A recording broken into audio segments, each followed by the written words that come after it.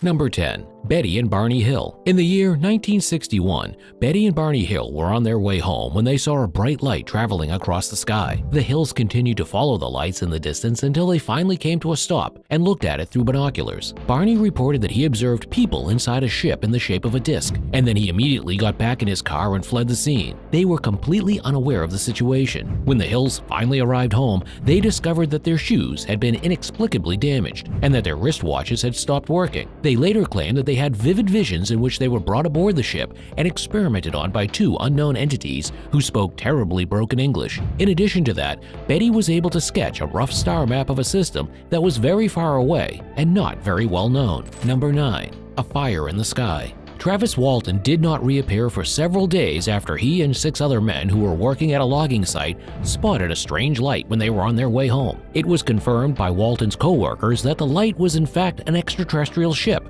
and that the ship captured Walton using some kind of tractor beam. It wasn't until Walton finally made an appearance without having any idea of how much time had gone that information began to emerge regarding his time apart from the group. Travis stated that 3 bald entities with extremely large eyes kidnapped him, held him captive on the ship, and subjected him to interrogation and experiments while he was there. His encounter was so remarkable that it was eventually turned into a terrifying movie and released in 1993 with the title Fire in the Sky. Number 8. The Bob Rylance Abductions. Under hypnosis, many of the people on this list shared their experiences of being abducted by aliens. Bob Rylance, a veteran of the military, was another one of these cases. When Rylance finally got treatment for his condition, he found out that it wasn't just one isolated incident, but rather a succession of incidents that had taken place throughout the course of his 20 years of duty in the military. He claimed that he had always been sensitive to the paranormal, and after undergoing hypnosis, claimed that his captors would speak to him telepathically during these times and even used their technology to cure undiagnosed diseases that were present within his body. He also claimed that he had also been abducted when he was a child. Number 7. The alleyway abduction of Carol and Helen Thomas. Carol and Helen Thomas, mother and daughter,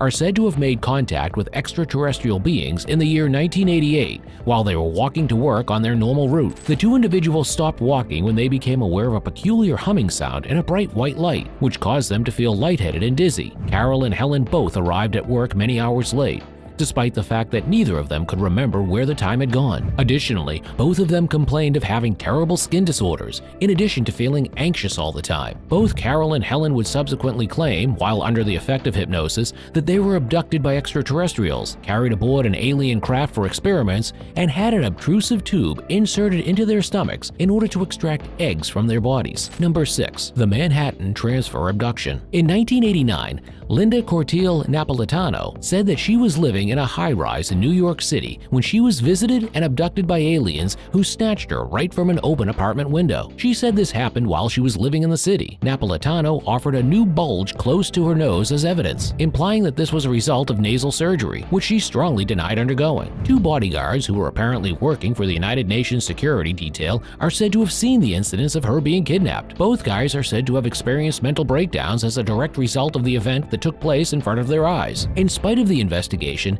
Napolitano remained firm about her narrative, which included being escorted inside a clam-shaped UFO packed with bizarrely designed metallic equipment. Number 5. The Strange Tales of Mrs. G. Some individuals who claim to have been abducted by aliens are clearly trying to gain attention, fame, or riches by telling these claims. However, this does not appear to be the case with Mrs. G, who claims that she was visited by aliens when she was washing clothes in her backyard. Her story focuses on an event that took place in 1965 in which a beautiful blue light appeared above her and then whisked her away inside an alien craft. Mrs. G felt as if she had been hit sharply on the back of her neck, and then she found herself back at home several hours later with her laundry still in her basket. She reported that she had come across 3 strange figures wearing reflective metallic suits. She said that the figures were standing just behind her. Number 4. The Clayton and Donnelly Abductions. Both members of this pair from Texas stated that they had been kidnapped on several occasions throughout their lives, with Clayton Lee claiming that the very first time this happened to him was when he was only a young boy. Donnelly even claimed that an unborn fetus was taken from her against her consent,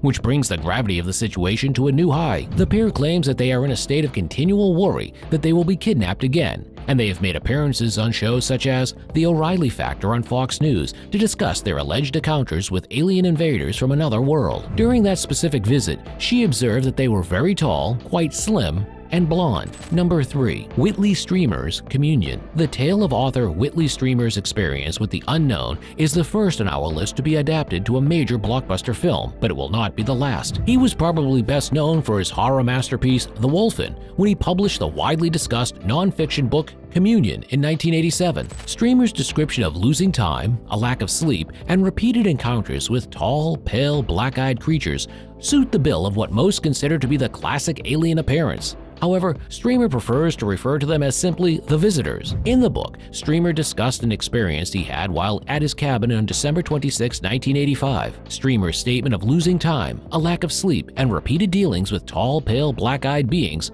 fit the criteria. Number 2. John Day Family Abduction. After spending the day together in 1974, John Day and his family were returning on their way back to their house in Essex by car. However, once they reached their destination, they realized that the journey had taken several hours longer than it ought to have. Even though it was strange, it wasn't until the whole family started having nightmares that he finally decided to go to a hypnosis session in the hopes of finding answers. After a little persuasion, Day later stated that he remembered driving into a peculiar mist in which a bright light drew the family automobile upwards into space. More than this and a few other hazy recollections, nothing else comes to his mind. However, Day had absolutely no memory of the time that had vanished. Number 1. The A-70 Incident. At approximately 10 o'clock at night on August 17, 1992, Gary Wooden and his friend Colin Wright were traveling when they became aware of a mysterious black object in the sky, as well as a dazzling wall of light in front of their vehicle. After driving towards the light, the two men were startled to find their car facing in the opposite direction. According to the clock in the car,